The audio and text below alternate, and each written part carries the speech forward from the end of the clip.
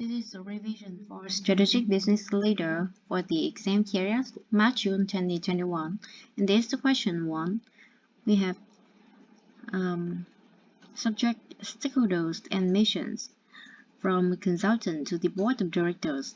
Date 15 June 2025.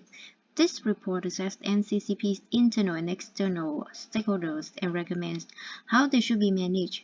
It goes on to evaluate NCCP's mission statement and assess its sources of comparative advantages. The stakeholders management staff, both paid employees and unpaid volunteers, have high interest in NCCP. Paid staff because they rely on NCCP for their salaries, and unpaid volunteers because of the commitment they show to NCCP by working unpaid. Despite issues highlighted in the survey, 82% of respondents are definitely expecting to be working at NCCP in 1 year's time, indicating that this interest is likely to continue. The survey results suggest that individual power has reduced over the years, as staff now need to seek permissions from managers rather than make their own decision. However, it sounds like there is a strong team culture at NCCP, with individuals working very effectively together. This increased their collective power, especially given the relatively small number of people involved. 12 employees not on the executive board. The board should keep employees and volunteers informed of plans for the future. It will be particularly important to explain and sell any new strategies, such as launching new art courses, which are at odds with staff's current understanding of NCCP's missions. Where possible, they should also be consulted to ensure that they retain a sense of involvement and participation. Donors. Corporate donors have right power on average. Each donation represents 3.5% of NCCP's total income. Levels of interest in NCCP may vary. The corporate donors have some sort of personal link to NCCP, but in the lack of media reports, there are indications that they are also taking a keener interest in how their donations are being used. NCCP should therefore keep corporate donors satisfied by demonstrating good corporate governance. Personal donors are likely to have high interest in NCCP as they have made the personal choice to donate money. At the same time, the average personal donation of $24 is not significant. The total value of personal donations over the year is less than one average corporate donation. Personal donors should still be kept informed about NCCP, but they will be given less priority than corporate donors. Civil Council. Civil Council is a key player from NCCP will need to engage with closely. The Council provides 31% of NCCP's funding and faced with its own budgetary restrictions, is taking a much closer interest in how recipients of its funding behave. NCCP must therefore ensure that it complies with any funding requirements, even if they do not see it as the priority. For example, NCCP needs to run business skills courses to secure its funding, even though they require high subsidy and are not well attended. Board of Trustees. The Board of Trustees is also a key player. It was set up by Richard Tempest to oversee the executive board and therefore has high power and high interest in the way the charity is being run. The executive board therefore needs to ensure that it can demonstrate how its actions are supporting NCCP's missions and objectives. Course participants, not civil inhabitants who attend and CCP costs are likely to have significant level of interest in NCCP's current and future cost offerings, but low power individually to influence NCCP's behavior.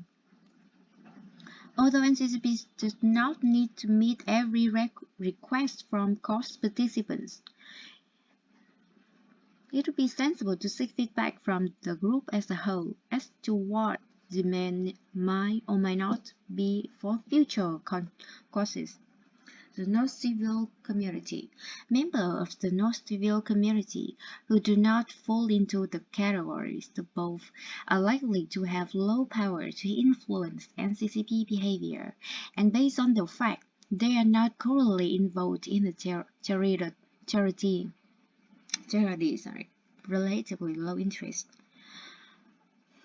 Although minimal effort would normally be required for this stakeholder group, the recent media coverage means that it would be appropriate to keep the wider community informed about NCCP's plans in order to protect NCCP brand.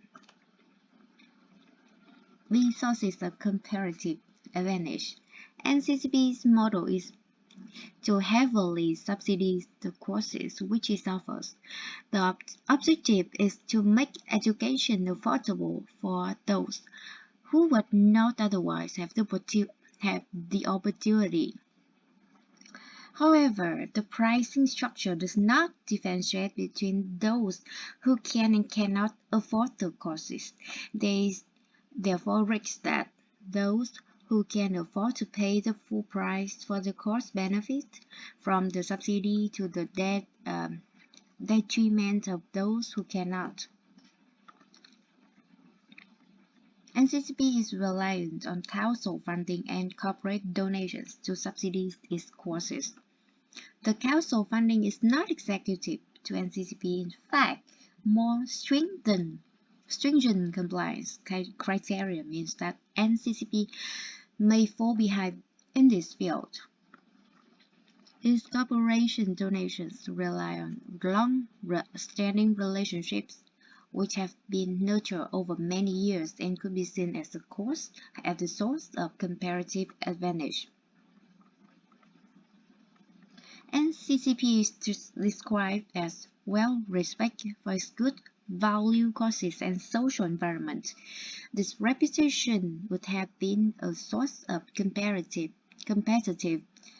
advantage, but it has apparently been undermined by Mr. Allen's plans for premium courses aimed at the more affluent members of the community and the associated negative publicity with that development.